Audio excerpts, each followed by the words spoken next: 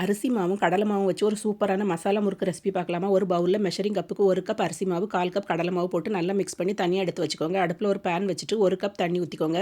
உப்பு போட்டுட்டு 1/2 spoon காயப்பொடி, 1/2 spoon மஞ்சள் பொடி, 2 ஸ்பூன் சில்லி ஃப்ளேக்ஸ், 1 ஸ்பூன் ஜீரக பொடி, 2 டேபிள் ஸ்பூன் எள்ளு, கொஞ்சம் கருவேப்பிலை போட்டுட்டு நல்லா மிக்ஸ் பண்ணி விட்டுருங்க. தண்ணி நல்லா கொதிச்சு வரும்போது அரிசி மாவு கடலை மாவு சேர்த்து வச்சுருக்கதை போட்டுட்டு நல்லா மிக்ஸ் பண்ணி விடுங்க.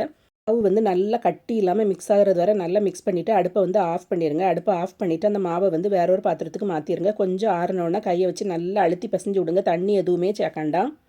ஒரு டேபிள் ஸ்பூன் எண்ணெய் நல்லா சூடாக்கி ஊற்றிட்டு நல்லா சாஃப்டான மாவை அழுத்தி பிசைஞ்சுக்கோங்க. அப்போ தான் முறுக்கு புளியதுக்கு ஈஸியாக இருக்கும். மாவு இப்போ ரெடி ஆயிடுச்சு. முறுக்கு அச்சில் எண்ணெய் தடவி எடுத்துக்கோங்க. முறுக்கு குழலுக்குள்ளையும் எண்ணெய் தடவி எடுத்துக்கோங்க. மாவு கொஞ்சம் உள்ளே வச்சுட்டு கண்ணு கரண்டிக்கு பின்னுக்கு முறுக்கு புளிஞ்சு எடுத்துக்க. நீங்கள் டைரெக்டாக எண்ணெயில் போடணுனாலும் போட்டுக்கிடலாம். ஒரு பேனில் எண்ணெய் வச்சு எண்ணெய் சூடான பிறகு இந்த முறுக்கெல்லாம் போட்டுக்கோங்க. எண்ணெய் சத்தம் நல்லா அடங்கினோன்னே முறுக்கை திருப்பி விட்டுக்கோங்க. திருப்பி எண்ணெய் சத்தம் நல்லா அடங்கினோன்னே முறுக்கை வெளியே எடுத்துக்கோங்க. அப்போ தான் நல்லா கிறிஸ்பியாக இருக்கும். அந்த முறுக்கு நல்லா டேஸ்ட்டாக இருக்கும். கண்டிப்பாக ட்ரை பண்ணி பாருங்கள்.